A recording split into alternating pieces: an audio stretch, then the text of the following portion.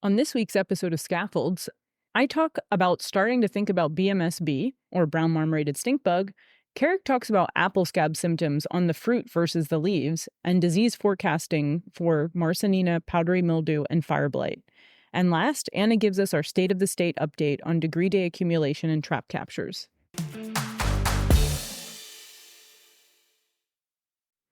Well, everyone, it's that time of the year. It's time to start thinking about brown marmorated stink bug. We are headed towards harvest, barreling towards harvest even. And this year has been more dry, I would say, overall than last year. So it could be a year where we see a lot of stink bugs, but can't be sure yet. Obviously, in the Hudson Valley, there's the most intense pressure for this insect. However, it can strike at any time, but it's particularly bad on later varieties. So if harvest goes quickly, then maybe this won't even be as much of an issue because the fruit won't be in when they move in. But I'm assuming that they are also moved up. However, there's lots of other tasty things out there right now for them to be invading, such as sweet corn. When it comes to this insect, I think one of the key things to know is how to identify it. And there are some other species that look really similar. So there's two other in particular brown colored species that you can easily mistake for brown marmorated stink bug. The first one is the spine soldier bug, and this can be confused with BMSB, but it's overall a beneficial insect. And the key differences are that it has spined shoulders, meaning that it's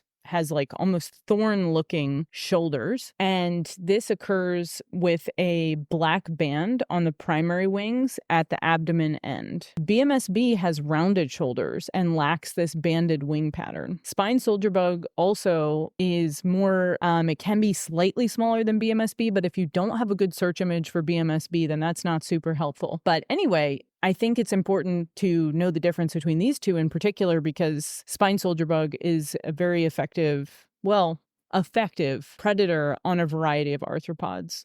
Apparently, they feed on up to and maybe more than 90 different insect species, including Mexican bean beetle, European corn borer, diamondback moth, and more. The first instar nymphs of the spine soldier bug have a blackish head and a thorax with a reddish abdomen, which is similar to a BMSB first instar, but BMSB first instars have an orange or red abdomen, black head, and these dorsal stripes. So that's one way you can tell the difference between the nymphs. In addition to this spine soldier bug, there's another stink bug species, the brown stink bug, very creative name, that also looks very similar to BMSB. And it also is a fruit-feeding stink bug, and that can cause the same or trigger the same management strategies. It can cause deformities resembling a cat's face in peaches, and this is similar to BMSB overall. So I think the main thing here is to know the difference between BMSB and the spine soldier bug to make sure you're not mistaking this beneficial predator for the pest insect. When it comes to monitoring BMSB, there are some pheromone-based trapping methods, a bunch of different traps out there, but typically what's used is either a clear sticky card or one of those black pyramid traps. And apparently Cornell has been monitoring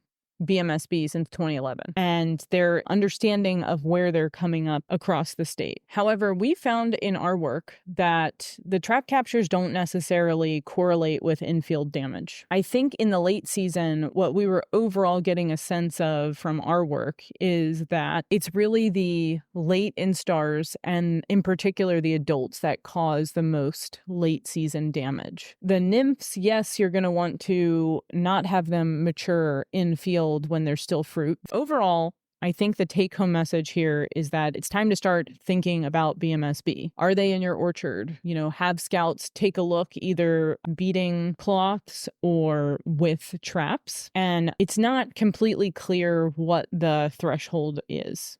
However, if they start moving into your field and you want to target the looking at the edges, because they do move in on the edges, this pest can cause a lot of damage very quickly. So it's really important to get that first detection. So even though the trap captures don't necessarily correlate to infield damage, having the trap to tell you when they're moving in the field, I think is a good approach. Of course, the main treatment for these insects when they are in the field are pyrethroids, which are very hard on natural enemies. So I think that the key is to maybe not spray if you don't have them, but it's about figuring out whether you have them or not. And that's why I think those pheromone-based traps are good, and getting them out before the fruit is completely mature to see if you're getting any detections early on. So putting them on now, since we're probably a good month from harvest, some varieties 3 weeks or less too. So depending on where your apples are in their maturity, and thinking about getting traps up, and then remembering that they are particularly attracted to Honeycrisp. This has been throughout the literature, so being sure to keep a special eye on those blocks and blocks that are along wooded edges. And that's all I have for this week, and I will talk to you guys again next week.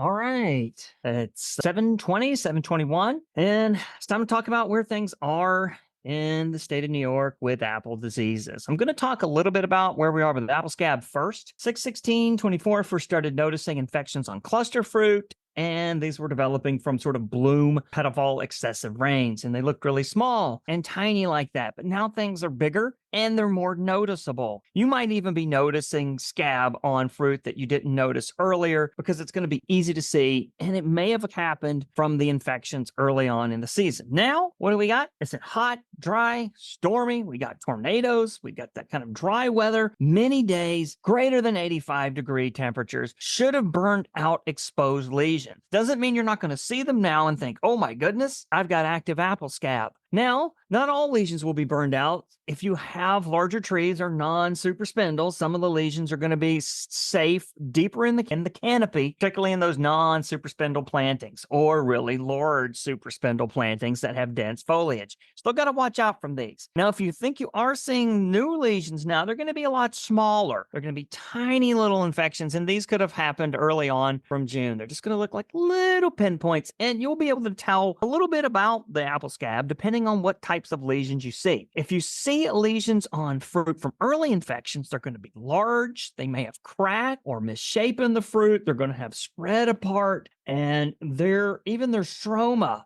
from an early lesion will be pulled apart as the fruit expands. If you see a scab lesion that looks dry and broken like an expanded scab on like your skin, that looks old and dry, same as with apple scab. That's an ancient lesion. Now, lesions that occurred after first to third cover are going to be really tall, small. They're going to be tiny. They may be isolated colonies. They may be around larger other colonies, but their scabs won't look broken and expanded by fruit expansion. The new lesions are going to be really tiny and really small, and these are going to be due to failures later on. And they can look different depending on the cultivar. So remember, large lesions that have misshapen the fruit and are cracked or are showing expansion in the scab lesion itself, that breaking apart, these are really old. These probably happened at bloom to petafall. Really old, bloom to petafall, tinier, smaller lesions. These could have happened a little bit later and could be due to a failure at second cover. Some of the other things that people are talking about, look, I only seem to have scab on the fruit, and there's no leaf scab whatsoever. When you've just got scab on the fruit, a couple things can happen. Fruit lesions are going to be easy to see, particularly in late maturing cultivars that are green. You'll see them. They'll be very stark. They're going to be dark lesions that may lead to cracks. You're going to be able to see these at a passing by the tree. They're not going to be hard to find. Many of them are going to have occurred from early on. It's going to give you that perception that I got no leaf scab and all of a sudden I got fruit. One of the things that a lot of people have talked about is there differential performance between fungicides on leaves and fruit. And we'll be doing treatments and trials in Cornell Agritech for probably nearly 20 years now. And I went back and looked through all the different trials I did in the last 5 years. And there's no differential performance in that one material performs really well on leaves, but doesn't perform on fruit. But what I did notice is that the incidence in fruit is always about 20% higher than on terminal leaves and over the last 5 years. So in general, fruit is just harder to control, maybe more easy for my team to spot. Maybe I was rating higher. The lesions on the leaves are just smaller, or they're just not as numerous. Why might that be? Leaves are a little bit easier. They're flatter. They're going to have better coverage. They're a lot thinner. You're going to get better penetration of fewer cell layers for that unexposed side. Fruit, much thicker. It's going to have potentially a thicker cuticle. It's going to have more pore interior coverage. And the fungicide is going to more easily run off. If that leaf is sort of oriented in a flat position, it might hold the fungicide like a cup. Yep, you might get some fungicide held like a cup up here where the fruit attaches, or it might accumulate towards the bottom, but also water might accumulate towards the bottom, leading to trouble. So fruit might more easily run off, particularly with that waxy cuticle. It's not as thicker. You're not going to be able to penetrate the entire fruit and get to the other side that's covered. So what else might be happening? What you could have, if you don't see a lot of scab on the terminal leaves, you could have had a fairly strong program from petal fall to second cover. This is generally where I recommend you push the best materials, and it could have prevented infections of the terminals. They could look clean, or you have what appears to be burned out older lesions on the fruit that are expanding and cracking, but the epidemic was ended. They're broken, but they're very noticeable on the fruit. And you could have had a successful later season program and had absolutely clean leaves. In general, leaf lesions are really hard to see and have poorer contrast in lower incidence. As I mentioned before, in our trials, we're seeing about 20% less lesions on leaves than we do on fruit. You might not see them. You really got to dig deep in the trees, and they could just be so subtle. They have no contrast whatsoever. Maybe it's just a slightly yellowed part or the tiniest bump that is that some insect damage, or is that the scab? Insect damage? Scab, or just a rubbing on a wire. It might not look like much, but any lesion that's incredibly tiny and looks just a little bit olive could just have hundreds and hundreds of spores and be responsible for the epidemic as well. Or you just might not see them. It'd be very hard to spot. And if I go out and take pictures of fruit, no problem. I have to look and dig deep, even in my filthy high inoculum blocks, to find good leaf lesions whatsoever. Now, the other thing you can do too, if you think there's similar, like just sort of mysterious, supernatural missing inoculum, check the cluster leaves. Compared to the terminals, it's even harder to spot, and they might not even look like apple scab. These are the ones that would be responsible for early season infections for the most part. You can still have ascospore ejection at petal fall and first cover, but at that point, it's really running out. And if we had a lot of heavy rains right at bloom and petal fall and other times, you could have got cluster leaf infections that infected cluster leaves. Could be very hard to see. The leaves are tiny. They're only a couple centimeters long, and they might just have, what's that, a little bit of yellowing right there? Or is that heavily sporulating apple scab? Is that sporulating apple scab? And sometimes it is. And there are billions and billions of spores that are right there next to your fruit and can cause the problem. Now, that being said, even if you just see fruit scab and you don't see leaf scab, I would proceed with leaf inoculum cleanup either in the fall or the next spring with urea and raking. Sometimes it can be quite striking. You can see heavy infections on clusters and on fruit and leaves right around that really expanded and developed from cluster fruit, and your terminals could just be absolutely clean. You're really going to have to dig in deep in those trees and you look for scab on terminals, and you may have completely managed it towards the end of the season. And what is freaking you out are early season fruit infections and cluster leaf infections that might have gotten your stuff. So where are we with apple blotch? Let's switch gears a little bit. Talk about today, cool, wet, early season, really favored apple scab. Now we got this late, hot, dry weather, humid mornings. We got tornadoes and evenings, but for the most part, it's been pretty dry, low risk of apple blotch. Where does apple blotch live? And at least my plantings that would be completely defoliated by September. It's still down in the deeper in the canopy, sort of towards the inner parts of the canopy, and very low on the terminals. You can just find the one or two leaves. It's been stuck around my cluster leaves and on the terminals for quite some times. And in many instances, if I see it, it looks like, oh, scab is out competing it by colonizing more of the leaf than my marsonina down there. It's on the bank. And the other time, it's often on the ground and has completely fallen away and dissolved. I think what's happened is the weather in the early season has favored scab over the marsonina apple blotch and is now sort of outcompeted it. We will see how things go. Now, the risk of apple blotch right now, I say, is fairly low. You might see it from early season infections where you managed apple scab, but didn't get a handle on blotch. And if you had resistant apples in an organic planting, you could still have a huge apple blotch problem because the apple scab wasn't there to outcompete the apple blotch. You managed it with host resistance.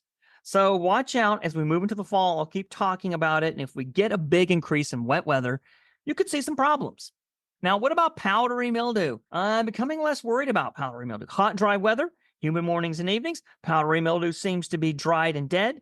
It's getting less humid at night. I don't sweat all hours of the day, which is wonderful. I've also noticed that secondary infections seem to have stopped. On some Jonah gold apples and galas and stuff like that, and anything with golden backgrounds, you can sometimes see apple scab. But I look at the ends of terminals and I'm seeing that the foliolating lesions are further down. I think we're hitting the end of the season. Terminal leaves are looking clean. We're approaching terminal bud set, and I think if you manage powdery mildew, you could be good. Now, all that being said, if you have vigorous, active growing trees that are pumping out lots of leaves and young shoots that are on susceptible cultivars, you still have issues, and you might need to put something in there. But right now, we're having a nice dry spell. Let's go with it. What about fire blight? Heat and dry weather. We have storms, we have tornadoes, literally in New York, and we got dry soils. Yep. Shoot growth is slowing. My strikes are crispy, dry. They're not leathery or oily. They're not oozy, and they're stopped moving. And you might take a look and see yours. If you see any, you might say, oh, is this dry? Is this crispy? Touch it. If it crunches and crumbles in your hands, as opposed to feeling like zesty Italian on your salad, then you probably don't need to worry so much about fire blight. What I've done, and it's going to sound crazy, my trees aren't actively growing. I'm moving towards terminal bud set, and I have been a little cautious. I'm taking what I refer to as the Scott Palmer school of fire blight pruning. If the tree isn't pushing a lot of new growth and not actively growing, and it looks dried and crispy, I'm leaving it because I'm scared of stimulating new growth.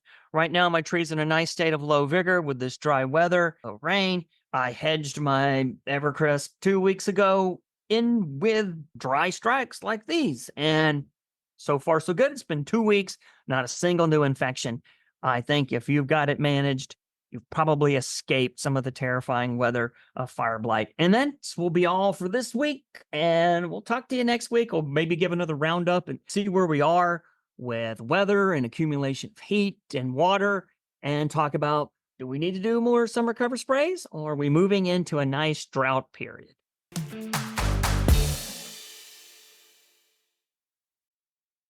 And now for the State of the State, your weekly roundup of phenology and degree day accumulations from the major fruit production regions of the state. As always, I'm Anna Wallace with the New York State IPM program at Cornell, and I'll be sharing information aggregated from the regional specialists and my own observations. Starting with a quick recap of the month of July, extreme weather has been the theme. Heat and humidity, storms, and drought have been recorded across the Northeast. This past week, Monday and Tuesday primarily, a front moved across the upper Midwest and Northeast, and there were numerous tornado, severe wind, and other severe weather reports. In New York, tornadoes were significant, perhaps the most tornadoes in a single month on record, but that's still just preliminary data, according to the NOAA Storm Prediction Center and the Northeast Regional Climate Center. High wind and hail reports were concentrated in western New York, the Lake Ontario region, and in the Capital region. There were specifically storm reports on the NOAA Storm Prediction Center or hail reports in Genesee, Ontario, Cortland, Erie, Madison, Herkimer, Oneida, Hamilton, Saratoga, and Warren over Monday and Tuesday. This is following on the previous week of extreme rainfall recorded in many places in New York, Vermont, and New Hampshire, with flash flooding and up to 3 to 7 inches of rainfall due to Hurricane Beryl that came through on July 11th. In other parts of the region in the Northeast, states such as Maryland, West Virginia, and Pennsylvania are reporting extreme drought. So overall, extreme weather across the Northeast. After the beginning of the week last week with the extremely hot, severe weather, we had a quick break in the weather with cooler temperatures. Highs went from being in the upper 80s to in the 70s for most of the state. Precipitation was again sporadic across the state. In some locations, 2 to 3 inches were recorded over the course of last week, but in other places, less than 1/10 of an inch was recorded. Looking at the forecasts going forward for this week and next, unfortunately, we're back to excessive heat and humidity. Both the 6 to 10 and 8 to 14 day outlooks in the NOAA Climate Prediction Center are predicting above average temperatures again and near normal to slightly above average precipitation. The long-term forecast for the rest of the season also continues to predict hotter than average and wetter than average weather, and that's for the months of July, August, and September, leading up to and through apple harvest. Looking at phenology across the state now, we're mostly at terminal bud set on most apple varieties, although we do see some new growth after all of the rainfall. Fruit is continuing to size and color well, and most people are focusing on getting cover sprays on in between the rain and wind events. As we've reported the past few weeks, because of the early season and hotter than average season, we're expecting a slightly earlier than normal harvest. Be sure to be paying attention to your PHIs, your pre-harvest intervals, as you're selecting materials at this point in the season. In addition to apples, peaches, plums, and the last of cherries are now harvesting. Blueberries continue harvest, raspberries are near the end, and other berries are either ripening quickly or finishing up harvest, accelerated by all the rain and the hot conditions. Now looking at some upcoming pest events, apple maggot is one of the primary insects that we're paying attention to now. We're continuing to get reports of catches on red sticky spheres at this point in the season in many locations in the state. In many locations, we are not at threshold or no trap captures have been reported, but in some problem areas, trap captures are significantly over the thresholds. So early in the season, we monitor for apple maggot using yellow sticky cards as the adults emerge. But at this point in the season, we've moved to using red spheres with a coating of the sticky tanglefoot, which is to capture ovipositing females. So the threshold for those traps is 5 per baited trap or 1 to 2 per unbaited trap. Codling moth and OFM second generation are also insects that we're paying attention to at this time. Typically, these insects emerge their second generation, and we see a flight in our trap captures, and then we use those biofixes for the second generation to predict egg hatch and larval emergence. So if you're using that second generation biofix, we would time our insecticide applications to 200 to 250 degree days base 50 after that second generation emergence of the moths. Or you can use the first generation emergence or biofix in the spring to predict the second generation. So if you're using your first generation biofix, that would be about 1200 to 1300 degree days base 50 after that first generation biofix. In both situations, in the Hudson Valley, we're expecting that larval emergence at this time. And in the capital region in Western New York, perhaps a couple of days later, and then a few days after that in the Champlain Valley. It's important for both of these insects with multiple generations per season that we're rotating chemistries. So make sure that you're using a different mode of action to make sure that you're managing resistance to pesticides in your orchard. For oblique-banded leaf roller, trap captures are now very low, and insects are too large for management. We're also continuing to see mite activity in orchards, so European red mite and two-spotted spider mite that can cause bronzing in the canopy. And then you can look closer and see some of the rasping or kind of speckled feeding on the newest leaves. We're also seeing a lot of natural enemies, including predatory mites and lacewing larvae in the canopy that are helping combat those insects. Woolly apple aphid continues to be active this season. We're seeing colonies increasing both on old pruning cuts and continuing to move out to leaf axils. Many of the places that we're scouting, we're also seeing active parasitism. So we're seeing small black aphid mummies with circular exit holes where the aphid has been parasitized by parasitic wasps. Brown marmorated stink bug and other stink bugs are active at this time in the season. This is the second generation of most of these stink bugs, and the nymphs are active now. We've seen feeding on peaches, which can look like cat-facing, sort of an indent in the fruit. We haven't seen very much damage on apples yet. It's still a little bit early. Remember that they tend to move in from other places, so if there's a cornfield or something nearby your orchard that gets harvests, they will quickly jump over to the nearby crop. You can be monitoring for brown marmorated stink bug using a Tedder's trap. The threshold for those Tedder's or pyramid traps is 10 insects per week, or there are also clear sticky panels. And these don't have an official threshold, but we recommend 3 to 4 insects per week. We've had a couple of reports of European corn borer, which is a sporadic insect in orchards. The damage can look like wilting shoot tips, which can easily be confused with fire blight.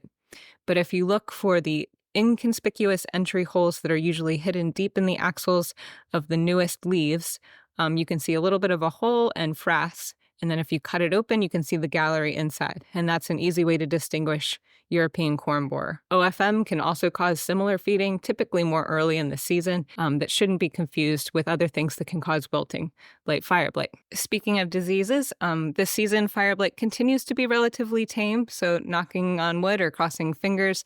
Aside from a few known problem areas in New York, we haven't heard too many reports. If you do have reports of fire blight, be sure to submit a sample to Kerik lab. We do continue to see scab lesions popping up in commercial orchards.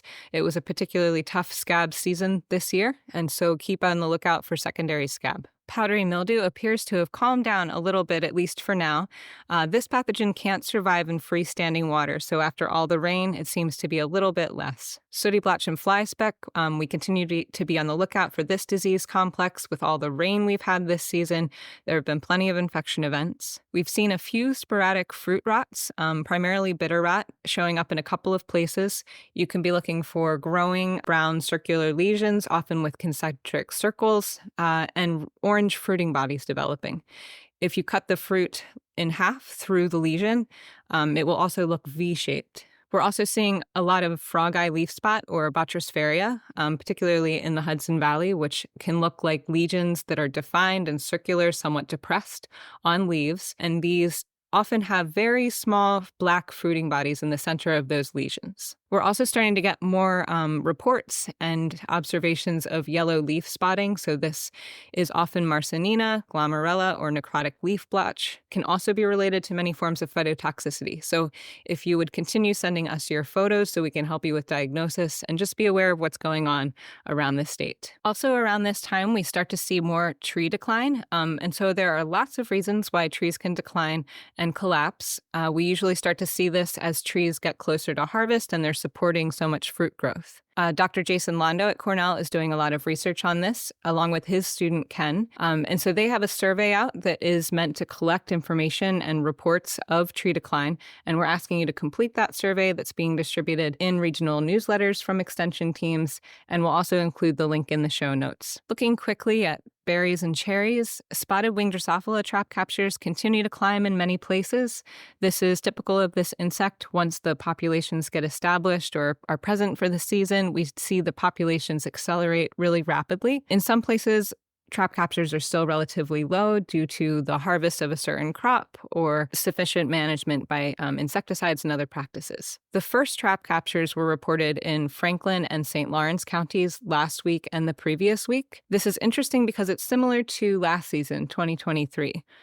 So compared to most of the rest of the state, 2024 trap captures were early in most locations. And for probably environmental reasons and the specific locations where we're monitoring, trap captures in Franklin and St. Lawrence were similar in 2023 and 2024. Again, if you want to continue to get updates about spotted wing Drosophila and other berry pests, and if you're a cherry grower that's interested in getting spotted wing Drosophila updates, we would like you to subscribe and confirm your email for the new Berry Pest Monitoring Network blog, where you'll get reports for spotted wing Drosophila along with other berry pests, including cherry fruitworm, cranberry fruitworm, and blueberry maggot. And now here are the current degree days from the major fruit-producing regions throughout the state. Throughout the season, we've been aligning this information with previous work done by Dr. Art Agnello relating to Macintosh phenology and degree days base 43 Fahrenheit. As of July 22, the degree day accumulations base 43 were Geneva, 2,435, Highland at the Hudson Valley Research Lab, 2,603, in Clifton Park, 2,444, Peru, 2,151, Medina, an inland site, 2,355, Appleton North, a lake site, 2,207, Fairville, an inland site, 2,312, and Williamson, a lake site, 2,344. As always, you can see this information and a list of upcoming pest events in the show notes. That's all for this week, and good luck until next week.